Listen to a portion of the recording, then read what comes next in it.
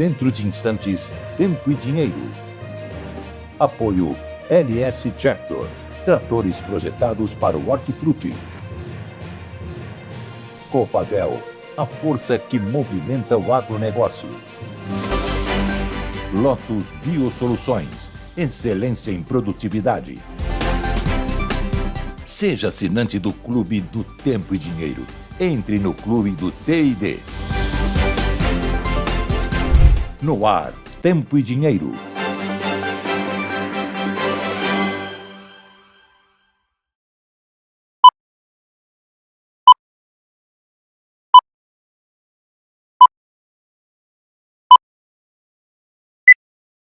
Olá, seja bem-vindo a essa edição especial de 30 de dezembro de 2025, terça-feira. A você que nos acompanha em todo o Brasil, nosso muito obrigado pela audiência, participação, comentários, mensagens aqui durante essa edição especial do Tempo e Dinheiro.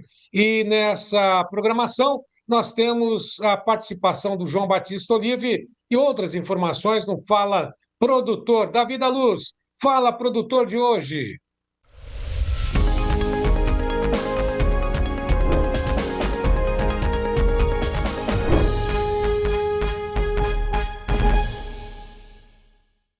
Muito bem, amigos do Tempo e Dinheiro, de volta com vocês, dia especial, para a gente analisar o mercado do milho. E é importante a gente dar uma ênfase a esse produto milho, porque nós falamos de soja, e a soja tem um cenário muito delicado, muito complexo e complicado, para dizer o mínimo. No entanto, para esse problema soja, a solução é o milho, né? Esse é o cenário que a gente vê como positivo, ou seja, um cenário positivo para o milho safrinha. Quem tem esses dados, esses números, essa análise, é o Vlamir Brandalize, que está conosco. Seja bem-vindo, Vlamir. Boa tarde, João Batista. Ho, Papai Noel. Esse ano, vamos fazer um breve comentário sobre o milho. Esse ano foi... O milho, João, ele acabou sendo melhor do que era esperado, né? O ano do milho foi melhor do que era esperado, né? Porque... nós tivemos uma super safra brasileira, a maior safra da história, né? Perto de 142 milhões de toneladas. A safra americana, a colhida, também é uma safra recorde, né, João? 425 milhões de toneladas. E o ambiente do milho, mesmo que nesse mês de dezembro ele tenha liquidado um pouco, tenha trazido uma pressão negativa em parte das cotações, mas ele se mostrou melhor no ano. E ele se mostra positivo para 2026 também. O porquê dessa brincadeira, João? Nesse ano que nós estamos fechando, o anterior aí, da safra passada, vamos dizer assim, o mundo acabou consumindo cerca de 22,2 milhões de toneladas a mais do que produziu de milho. E esse ano que nós estamos entrando, que é a safra do hemisfério norte já colhida, ele dá um sinal de que vai ter um déficit de 14,1 milhões de toneladas também. Então, 14,1, 14,2. Isso dá um déficit entre a produção e o consumo desses últimos 2 anos de 36,3 milhões de toneladas. É um déficit bem gigante, né, João Batista? Por isso que o mercado ele vem tentando trabalhar em um suporte de 4,40, vamos dizer assim, aí no spot milho, Chicago. Ele tem sustentado 4,50 no julho 26 e ele tem sustentado o julho 27 no 4,80 e com um viés que pode ir acima, como a gente já comentou durante o ano, que esse 27 ele tem fôlego até de bater os $5, porque o hemisfério norte ele está entrando, já entrou, né, num dos invernos muito duros aí, talvez um dos maiores, dos invernos mais fortes aí das últimas décadas. Isso traz um apelo de demanda crescente de ração.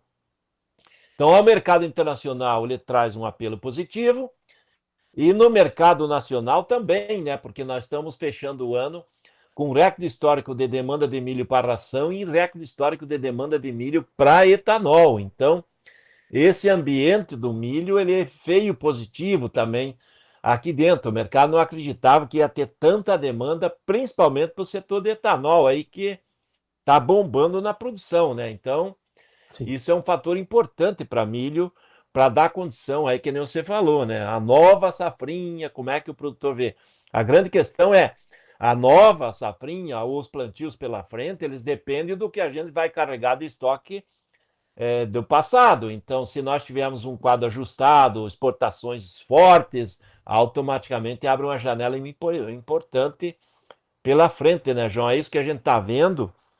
E outro fator importante que não dá para esquecer é a exportação, né? A exportação, inicialmente, havia projeções de 35, 36 milhões de toneladas nesse ano 2025.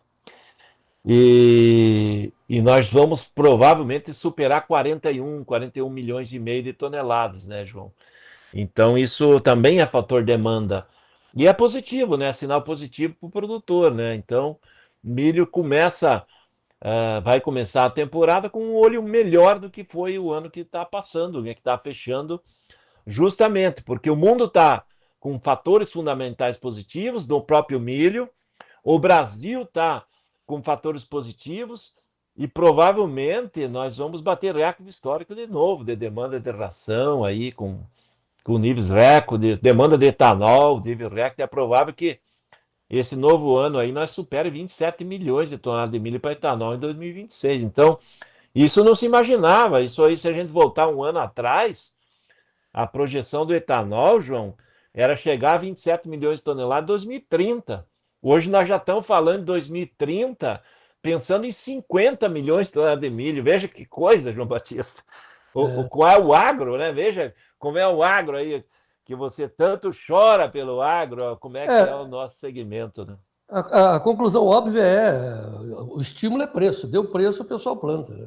Mas, enfim, uma sequência de boas notícias para o milho, eu reforçando a colocação de que, para um cenário complicado para a soja, nós temos a alternativa de um cenário muito positivo para o milho.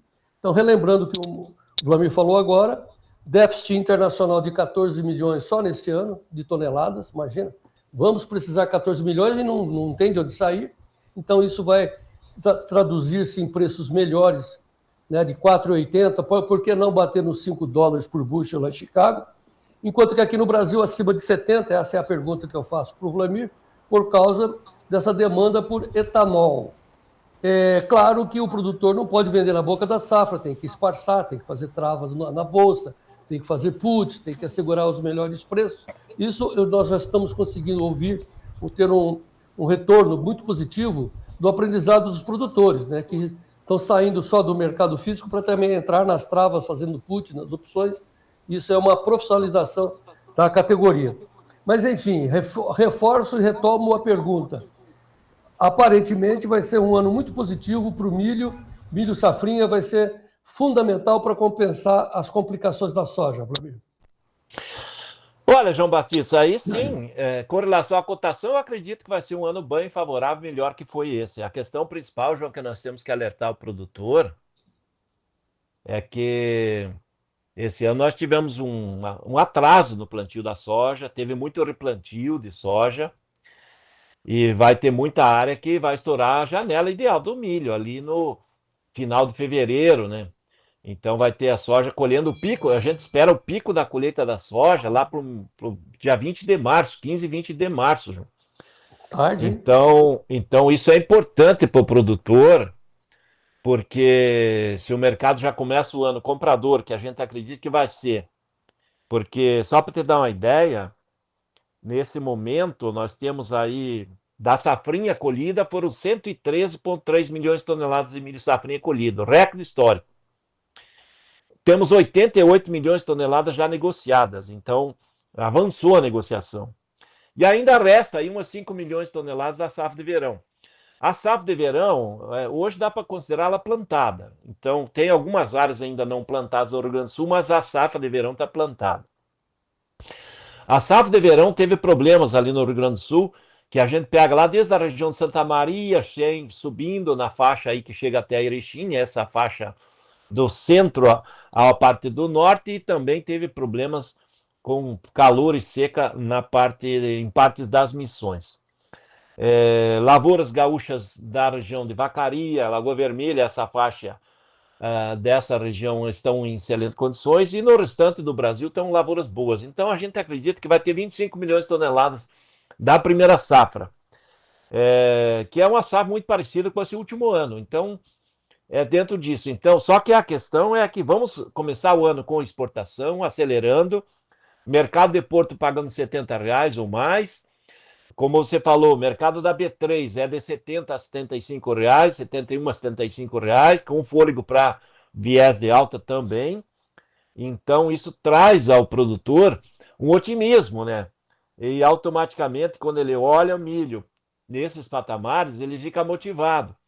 A grande questão é que o produtor tem que olhar o mercado, tem que olhar a tecnologia para se colher bem, boas produtividades, e tem que olhar a questão do clima também, né? Que nem o tempo e dinheiro. Todo dia tem as projeções de clima, porque o produtor não pode plantar fora da janela se o clima dizer que vai cortar chuva ali no final de abril, né? Então, esse é o alerta. Só com relação ao mercado, eu acredito que vai ser um ano bom para o produtor, tirando aqueles momentos de pico de oferta, né? Que colhe-se muito milho, milho a céu aberto, tudo isso é o produtor fazendo antecipado, né, João? Vamos voltar ao resumo do que foi esse ano. Lá em fevereiro desse ano, quem voltar aí no programa e olhar, nós tivemos momentos que em fevereiro se negociou no Mato Grosso a 60, R$62 para entregar em setembro desse ano, setembro e outubro.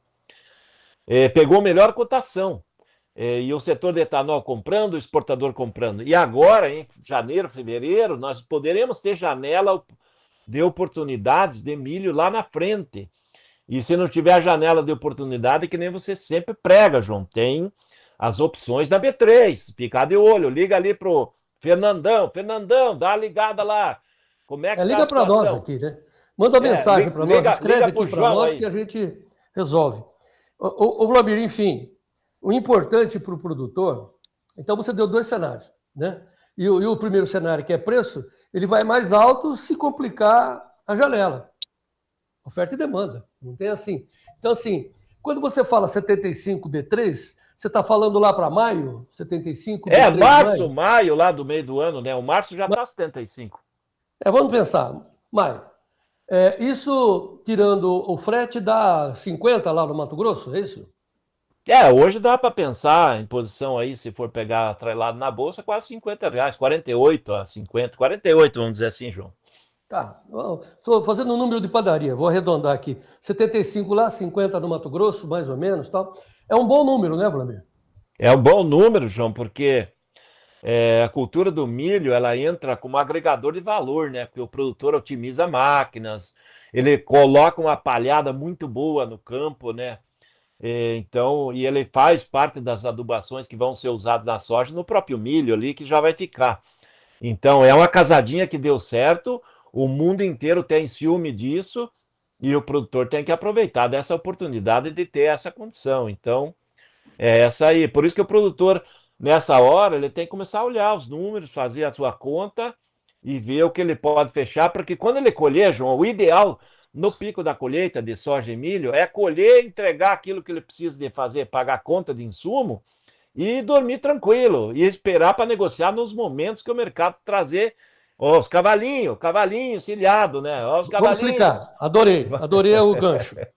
Adorei o gancho. Vamos explicar. Pessoal, olha o que o Vlamir está dizendo. Você tem que continuar negociando no físico, no grão, conforme você sempre fez, com a sua cerealista, com a sua cooperativa, com a sua trading, como você sempre fez. Colheu e entregou. Se você tiver condição de carregar, botar num silo próprio e deixar disponível on demand, melhor ainda. Mas, na essência, por favor, travem o melhor preço. Bateu 75, maio, B3, pega. Pega no papel, faz uma put. Porque se cair, o seu milho vai continuar valendo 75 valor de papel. E o físico você entrega, leva, carrega, faz o diabo. Mas o grosso da tropa está no 75. É tão simples quanto pedalar uma bicicleta. Gente, é coisa de jardim de infância. Peguei, é meu, claro que você tem que pagar o prêmio. E o Vlamir tem uma informação preciosa que vale tanto para a soja quanto para o milho, que o prêmio que tem que ser pago à vista já está sendo solucionado pelas trades, pelas cerealistas, pelas cooperativas, através do barter de prêmio.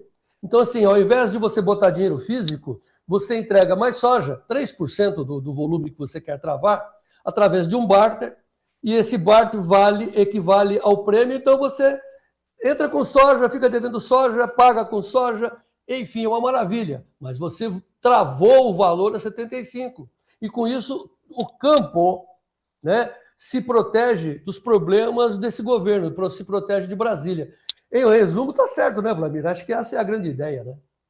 A grande ideia é que o produtor tem que trabalhar no ano que vem, como né, você diz, travado ou garantido, de não precisar vender na hora que é a bacia das almas, que a gente fala no mercado, João, porque vai ser um ano eleitoral nervoso, nós vamos ter flutuações grandes, tem provavelmente atitudes que o governo vai tomar para tentar arrecadar mais, complicar a vida do setor agrícola, como vem.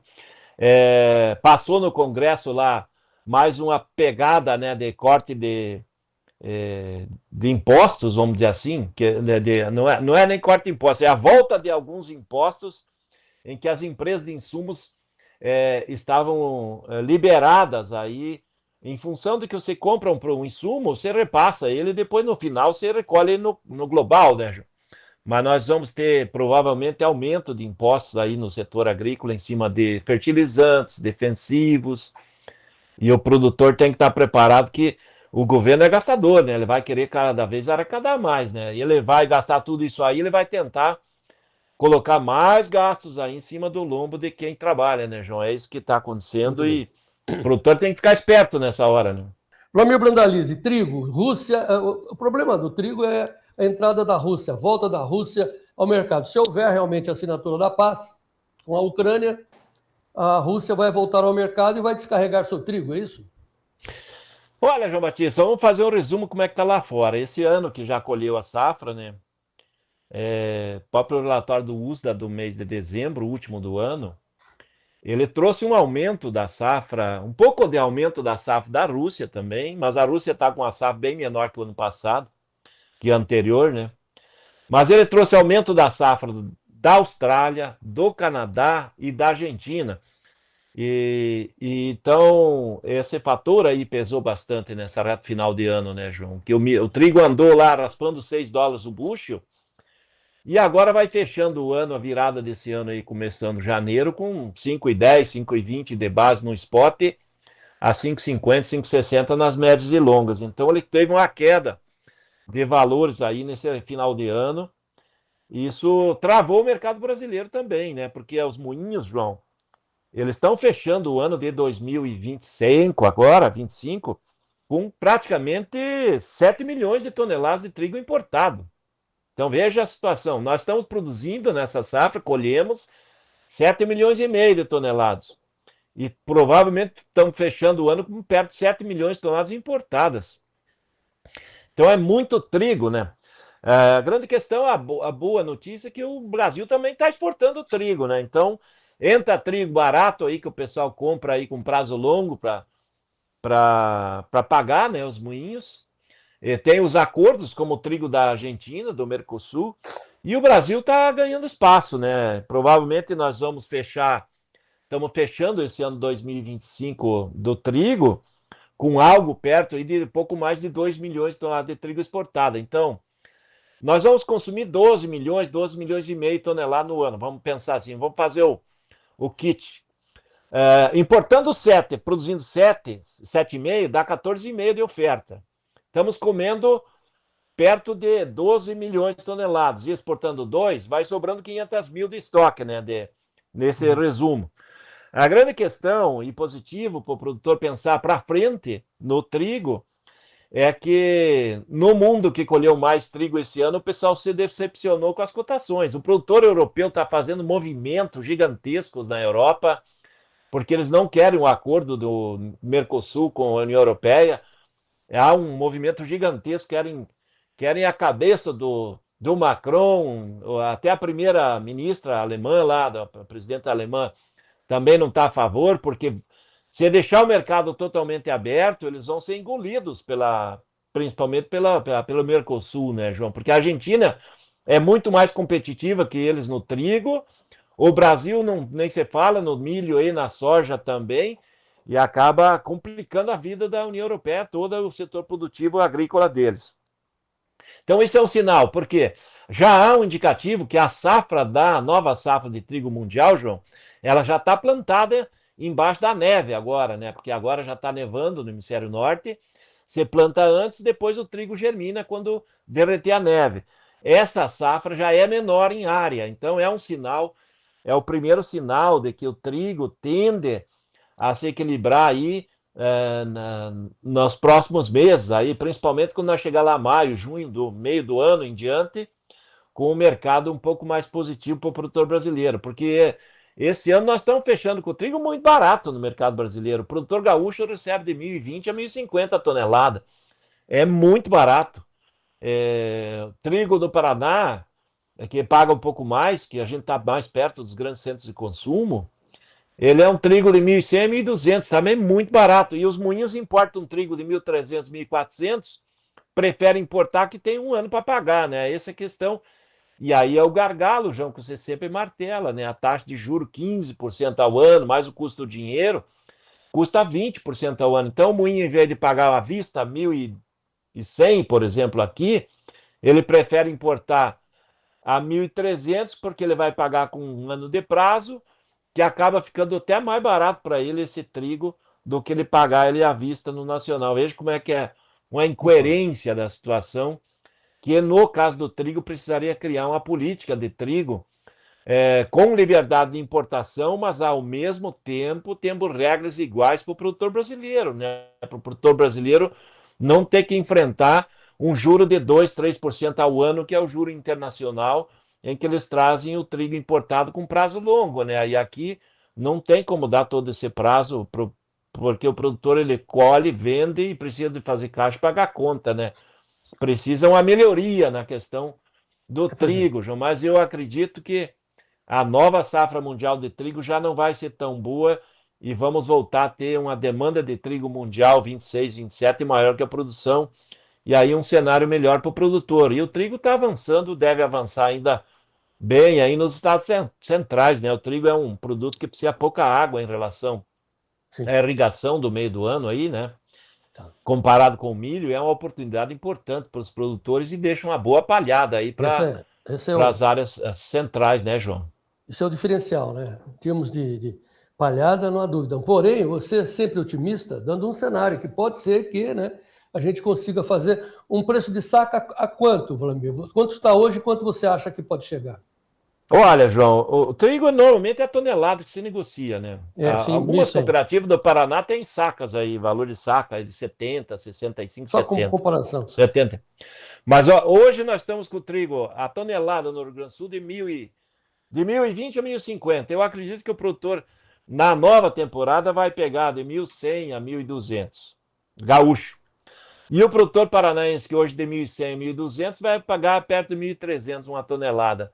Eu acredito um crescimento de cotações de uns 10%, talvez num pico de demanda aí, março, que é o ano, que é o período que volta a demanda forte, talvez possa até puxar um pouquinho mais, mas eu acho que o fundo do poço do trigo foi batido e agora ele tende a reagir com um crescimento de 10%, no máximo 15% de avanço aí nesses próximos meses, né? Olhando de uma maneira bem crítica, né, porque você faz um cenário positivo e eu tenho que olhar os números. Olhando os números, não vale a pena plantar o trigo. Quer dizer, vale plantar o trigo para fazer palhada, como segunda, terceira safra, para manter o solo coberto. Só que o custo disso a quanto, né? Então, 1.100, 1.200, né, a tonelada, ou 70, 72 é o valor de uma saca de milho. Será que vale a pena, né? Então, assim, diante dessa incógnita, mais uma vez eu lembro, o trigo é uma commodity internacional, onde a sua base de comercialização é o Kansas, mas a bolsa principal é Chicago, a CME, a mesma bolsa que se pratica defesa na soja, pode-se fazer defesa do trigo. Comprar um contrato de trigo na CME é coisa de criança. Então, assim, é preciso que os produtores brasileiros consigam fazer hedge de trigo também. Nós estamos distribuindo o curso de commodities de graça do professor Maurício Bellinello para os assinantes do clube. Você se transforma em assinante anual, nos mantém durante um ano, e de graça nós lhe damos o curso do Bellinello para você conhecer todas as commodities, em particular o trigo. Como é que faz para fazer a proteção? Qual é a melhor época de você comprar, pagar barato o prêmio? Converse com a sua trading, com a sua cooperativa. De repente você paga o prêmio do trigo em Chicago com o próprio produto. Ou seja, vamos avançar, vamos melhorar o nosso conhecimento na comercialização também. Certo, Vlamir? Eu acho que se vai plantar o trigo tem que ter defesa, senão fica no risco. Por que ficar no prejuízo? João, e a defesa às vezes é aquele momento que o mercado dá um repique de alta, alguma coisa acontece, porque o trigo é muito sensível, aí é a questão da geopolítica, né, João? E essa questão da Rússia com a guerra da Ucrânia, hora é para acabar, hora continua. Cada vez que é para sair um acordo ali, o Zelensky da Ucrânia lá conversa com os europeus e já eles colocam um dedo ali na ferida e não sai. E ele flutua bastante. Então, o produtor, às vezes, ele é interessante, ele dá um repique de cotação, ele pegar essa posição, garantir, né? Se o mercado do grão não evoluir, ele tem aquela posição, o mercado caiu lá na frente, ele liquida e faz aquela margem, né? Isso que é o produtor importante. Por isso que as opções hoje são a regra da agricultura americana. Aqui no Brasil, ainda acho que não estamos nem em 1% do produtor, né, João? É a principal defesa. Desculpe, quem sou eu na fila do pão, mas meus 40 anos de acompanhamento do agro, e eu batalhei tanto porque eu vi crescer esse mercado de opções agrícolas lá na BMF, que ficou relegada a segundo plano, precisou o Vlamir, professor de MBA do agro, precisou o Maurício Bellinello vir aqui e se expor, né, botar a cara a tapa para dizer, gente, temos que fazer proteção de preço na soja, no milho, no boi, né? Praticamente o mercado de boi na B3 somos nós que criamos como uma espécie de defesa, ou seja, a hora que você pega o prêmio, faz uma put, dali para baixo não cai mais, você está assegurado. O seu único risco é o preço subir, que bom, e você perdeu o prêmio. Ó, então, assim, nós temos que lutar para perder o prêmio, para ver os preços subirem. Essa é a nossa batida diária aqui e vai continuar sendo, como sempre a gente faz aqui no Tempo e Dinheiro. O nosso tempo já se esgotou, nós vamos voltar ao ar, falar de milho, vamos falar de arroz, feijão, de sorgo e vamos dar um cenário para o ano, aproveitando esses dias de descanso, de edições especiais para você, amigo produtor, aqui no nosso Tempo e Dinheiro. O seu parceiro de todo dia. Vlamir Brandalize, vamos em frente? É isso aí, João Batista. Vamos tocando. Já nós estamos voltando aí falando de milho e trigo. Muito bem. Todos os dias conosco aqui, 13h, na batida do produtor rural. Tempo e Dinheiro. E vamos em frente. Um breve intervalo, daqui a pouco a gente volta com mais informações nesta edição especial do Tempo e Dinheiro. Até já!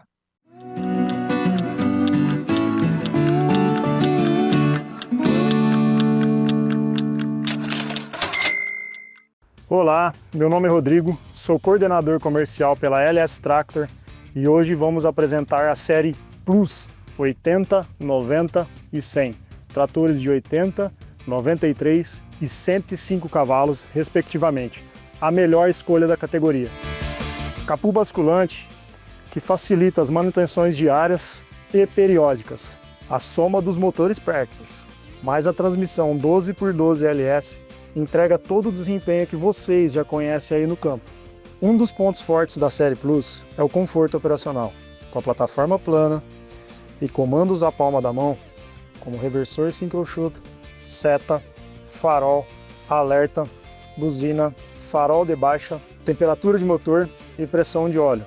Liga e desliga na tomada de força, alavanca de marchas, acelerador de mão, comando hidráulico duplo comando, acionamento de tração, bloqueio do diferencial, levante e abaixo de hidráulico e flutuação, seleção da tomada de força 540, 750 e 1000, 750 econômica e 1000 super econômica, redutor de velocidades, freio de mão, posição de volante. Um trator de 80 cavalos com uma vazão de 72 litros por minuto no comando hidráulico, um levante com capacidade de 3.600 kg, barra de tração e 76 cavalos na tomada de força. Tanque com capacidade de 100 litros. Para mais informações, entre em contato com uma concessionária LS Tractor perto de você. Série Plus Power Shuttle, a melhor escolha da categoria. LS Tractor, tecnologia sul-coreana, coração brasileiro.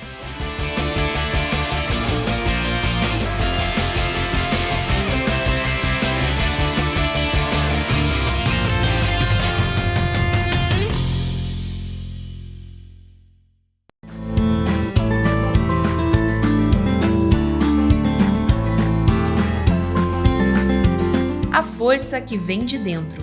Show Rural Copavel, de 9 a 13 de fevereiro de 2026, em Cascavel, Paraná. O Clube do Tempo e Dinheiro tem agora 2 presentes para você saber mais.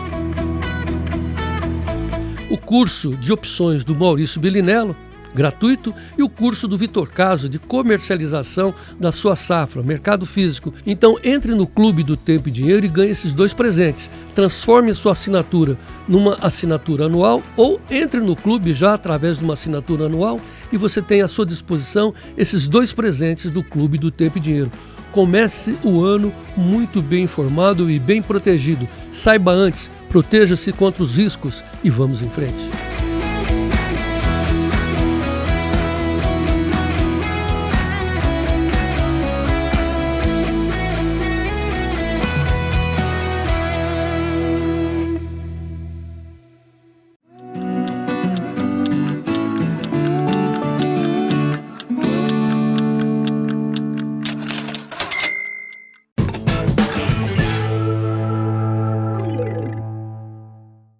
Olá, bom, em 2025 o abate de bovinos no Brasil deve bater recorde, considerando os abates com inspeção CIF, de janeiro a novembro, o número de animais abatidos é 5,9% maior que o mesmo período de 2024. Segundo o último relatório do USDA, a gente deve ter, então, em 2025, uma produção 4,2% maior que em 2024. Por outro lado, ainda segundo o relatório, em 2026 a gente deve observar uma mudança em relação a esse cenário e o Brasil deve produzir 5,3% menos que em 2025. Resultado da fase do ciclo pecuário que a gente deve passar em 2026. A expectativa é de que ocorra uma menor participação de fêmeas sendo enviadas para o abate. Resultado aí da fase de alta e o que torna interessante para o pecuarista manter a fêmea na fazenda e produzir o bezerro. A gente deve observar também uma menor participação de machos sendo enviados aí, né? Não uma participação, mas um menor volume de machos sendo enviados para os abates. Então, a gente tendo um menor volume de fêmeas e também de machos, esse cenário deve colaborar para preços firmes para a arroba do boi gordo em 2026. Ainda segundo o relatório, Austrália, China, União Europeia e Estados Unidos também devem apresentar queda na produção em 2026. Como resultado, então, da menor produção nesses importantes aí países produtores, a gente deve ter uma queda de 1,5% na produção global de carne bovina. Por outro lado, a gente deve observar um aumento na produção em países como o México, resultado aí da restrição que o país sofreu nos últimos dias, nos últimos meses, né, pelos Estados Unidos da exportação de gado vivo, e isso acabou colaborando para o aumento de disponibilidade de animais terminados no país, né, em aumento nos abates domésticos. A Nova Zelândia também vem passando por um momento de alta em relação aos animais disponíveis para os abates, então isso deve colaborar aí para o aumento da produção nesses 2 países. Agora, pensando na carne suína, a gente deve ter em 2026 uma produção praticamente estável ao que a gente observou em 2025, com alta de 0,1% segundo o relatório. Brasil, Rússia e Vietnã devem aumentar as suas produções em 2026. Já a produção de carne de frango deve subir 1,9% em 2026, comparado a 2025, resultado também do aumento da produção em importantes países produtores da carne de frango, como China, Brasil e União Europeia. Bom, então é isso. Um abraço a todos e até a próxima! A todos, meu muito obrigado, bom início de tarde, bom final de dia.